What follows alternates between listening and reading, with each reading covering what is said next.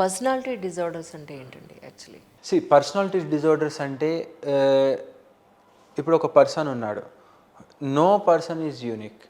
No person ఈ person ideal person ఇట్లుండాలి అని ఎవరేం చెప్పలేము. So personality disorders are broader category.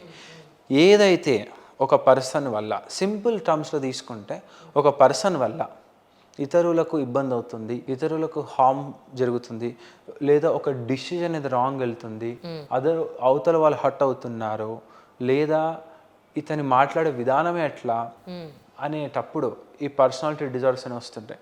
Personality disorders రకరకాలుగా ఉంటాయి. హిస్ట్రియానిక్ పర్సనాలిటీ అని, దాని తర్వాత నార్సిస్టిక్ పర్సనాలిటీ అని, దాని తర్వాత anti social personality disorder, schizoid personality అని, దాని తర్వాత డిపెండెన్స్ పర్సనాలిటీ అని రకరకాలుగా ఉంటాయన్నమాట. సో ఒక్కొక్కరు ఒక్కో దాంట్లో ఫిట్ అవుతూ ఉంటారు.